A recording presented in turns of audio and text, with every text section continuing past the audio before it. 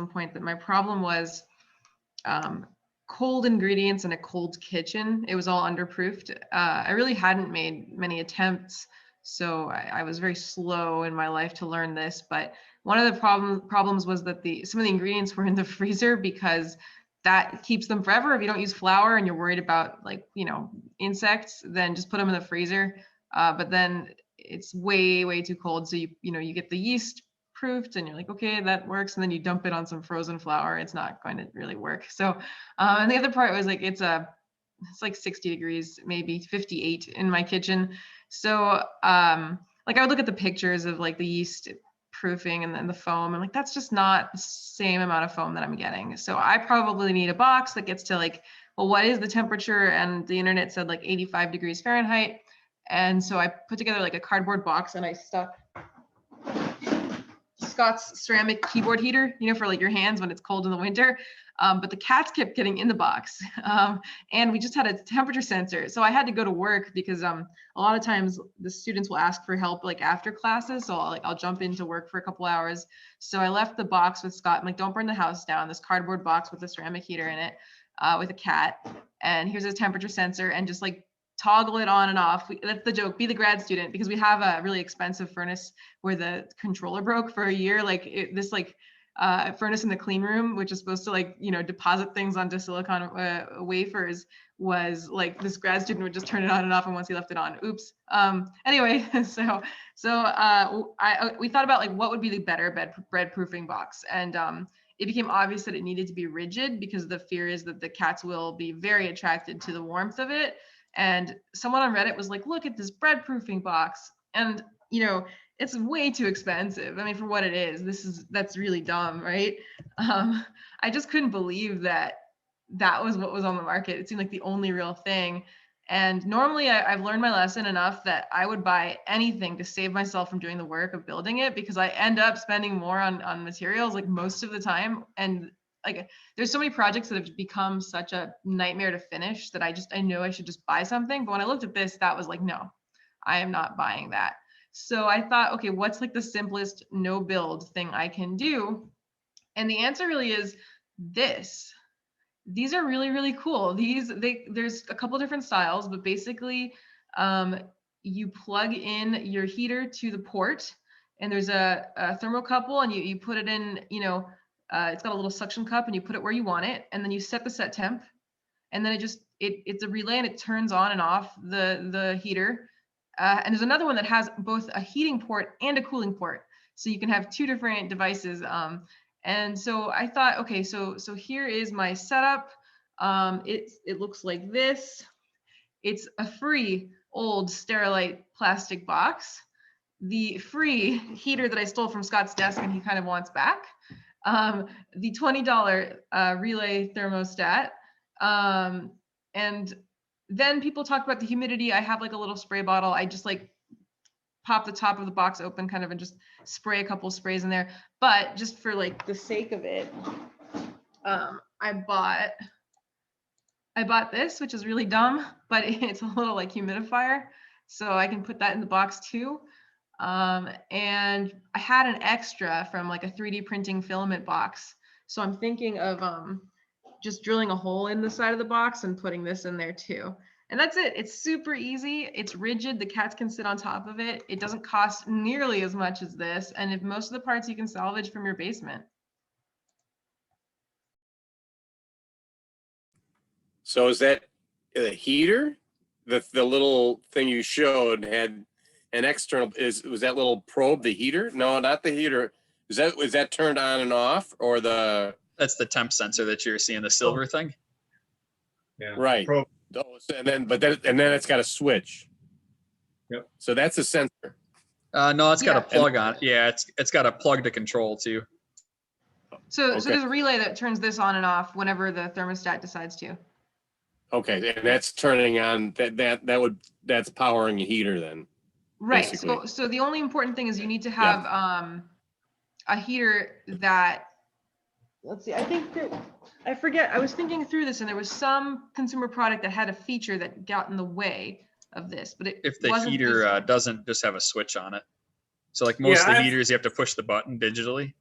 Yeah, right. I've You have used to turn it on. like I've had heated mats that will either automatically time out or something like that. So you turn it on and it just shuts off, and unless you go and hit the button again, it's really annoying. So Yeah, Matt mentioned in the chat a seed germination mat is commonly used too, and that's what that thing's supposed to go to. Are you going to tie your humidifier into the heater so that the humidifier and the heater cycle on and off? I'm going to float that as a senior design project idea to get one of the students to build it in a couple of years. But yeah, actually, our demo day normally would be in person, but now it's going to be mostly virtual. And I'm really, really proud of all the students. So I'll send a link, but I think the public is invited in April, in late April, to come see the projects, because that's really what I've been doing, right? I can't take credit for any of it, but it does kind of eat up all my time. I become like the embodiment of like, let me Google that for you. But that is my life right now. Do we get bonus points? Will you drop us some Amazon like food or something if we ask your students really hard questions they can't answer, or is that looked down upon? I think maybe maybe we'll see. Wait, what is the question? Will there be snacks? That's what Mark wants to know. Right. Yeah, how do you do a potluck remotely? I don't know. McDonald's, Uber Eats. You could just Uber Eats some Mickey D's to everybody. I'm sure that'd be nice and cheap. It's probably only like $15 for delivery. We had a dinner party by Zoom the other day. How did it work out? Oh, it was fine. You just each make your own food. We're there for each other's company. Has anyone tried like making prepackaged little amounts of food and then having like a pickup zone, and then people come pick up their food and then everyone eats the same food? We did that. Obviously, it wasn't me organizing it, but I participated as in spousal. We did a distance bonfire out back and had little packets, little individual baggies of popcorn made for everybody, so didn't have to share food. I feel like that would have been a perfect opportunity for those stupid Jiffy Pops that are like impossible to pop without burning everything inside of them. Just you get to take your turn at the fire and see how good you can come out with. Whoever gets it to pop up the biggest without burning wins. So my next project, by the way, is ice cream. I bought a book and a machine, and so maybe it's still cold enough by the time I get the hang of it that I can just send it through the mail. Are you just running down the like kitchen gadget options and just picking off the list? 100%, and I actually have decided that there's no need to own a KitchenAid. I have figured that part out. No, like I'd love to hear other people's thoughts on the KitchenAid, but I just don't get it. Like, it creams butter and sugar, but it can't knead dough. So why would you have it if you can just use a hand mixer to cream butter and sugar? dough hook. It can knead dough with The dough hook? But like the machine stalls all the time. If you read the reviews, like it's like you have to baby it. You're like, don't run it above the speed, don't run it for more than this many minutes. Like even the commercial machine, people are like, I stalled the machine making dough. I was gonna say, if you get a big one, they work pretty damn good. No As long as you follow the instructions. Plus, it was sensitive also to size of batch and to hydration of dough. And it seemed like you could easily push even the commercial KitchenAid, like just over the, like the stall torque. Not if you're Sounds proofing like- it correctly. Well, that's my problem. I'm never proofing things correctly. Yeah, I don't know. It seems like if you do enough bread and you get tired of kneading crap, your opinion will change, I think. So, No, I don't mean to hand knead. I mean a different machine, a different style of machine, like completely different mechanics. I'm really into machines doing things. okay. Like I don't buy any of the artisanal stuff. I plan to put all the emulsifiers and stabilizers in my ice cream. Natural doesn't mean anything.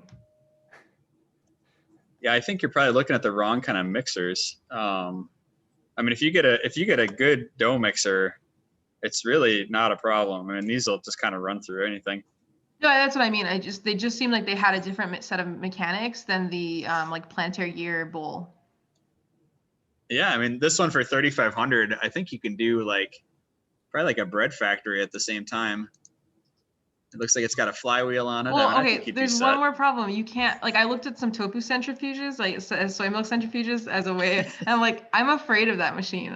Like, it's not just the size, the cost, the space, the shipment, the freight. It's also like the terrifying feeling of having that much stored momentum in your kitchen. I'm just thinking that dough mixer, you could use it as yard art, and then you could make batches. Then you could just kind of open up the neighborhood. Anytime anybody wanted to make some bread, they can just throw in a whole bag, minimum 50 pounds. COVID safe. Split it out.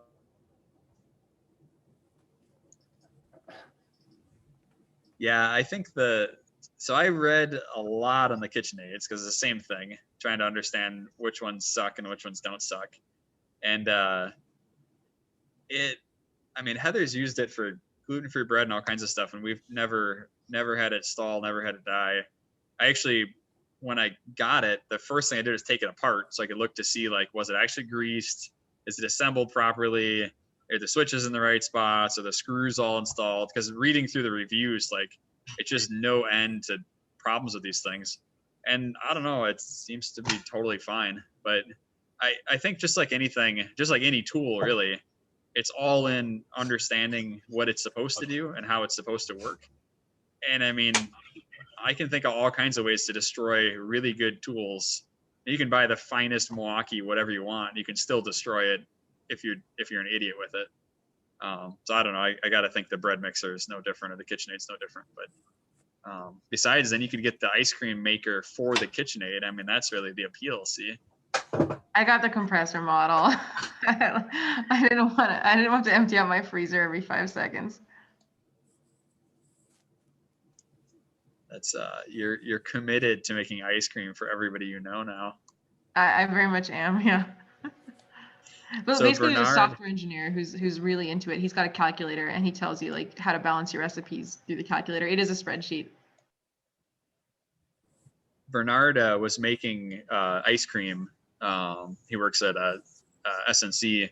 He was making ice cream for, I think, a family ice cream competition, but he was like running taste testing batches by the shop before every meeting, and he had all sorts of. But anyway, if you want some recipes, you should bug him, because he's definitely spent a lot of time doing a lot of research into ingredient temperatures and mix when and all kinds of stuff. So, and I think he wanted to get raw milk just to try it, to find out, like, does it affect the crystallization and all that kind of stuff. So, but he was buying the ice cream maker from Goodwill and using ice and salt. So maybe that'll go against the compressor model. Have you looked at the freeze dryers yet? That was the hot thing for the beginning of the pandemic, was to get one of the freeze dryers. And then you got food forever. No, I haven't. I went down the road of the carbonation machine. I just started. I got a McCann's used, from like a restaurant like that closed. You got one of what's? The McCann carbonation machine, right? Like it says someone Sharpied Pepsi on the side of it, so I think it was part of some like restaurant. Is it it's like one of the stainless steel cylinders, or it's like an actual carbonation? It's the pump and the tank. So you'd plumb it, run it to your plumbing, and then you put it in like a fridge, and then you connect it to like one of those spray hoses. I know an awful lot about those. If you want to talk sometime about how all of the, yeah. After my first McMaster-Carr order for fittings, or right before, I will ask you a couple questions. Yeah, no, we built a soda machine in college, a bag and box style soda machine, which is exactly that. But yes, I learned a lot doing that. It is no longer upstairs. I sold it on Craigslist, I think.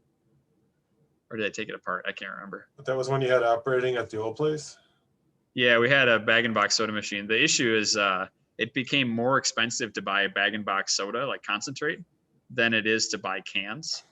And they do that because they know the bars and restaurants physically can't fit cans. Like, they can't have enough space to have enough cans for service. And so they're forced to buy a bag and box. So they artificially raise the price on bag and box concentrate, because they know the only people that buy it are buying it because they don't have another option. But for the shop, it actually, even if we bought like pallet loads of soda, which we don't, it's way cheaper. It's like a third of the price. It's crazy how much less expensive it is. So it's But just you have totally to go to the artificial. store. You have to put on the, you have to shave your beard, put on the thing. Oh, well, yeah, I do. I have this. We still have a few carbonators here. And the other thing is, if you want to make small batch soda, you can still do it. Actually, the easy way is to get a water filter housing. And you can just don't put a filter in it. You can use water filter housing. That's how we make carbonated fruit. So you can get a CO2 bottle, hook it up to a water filter housing, put in a bunch of really cold fruit and ice, and you can make carbonated fruit in like a couple minutes. It's really good.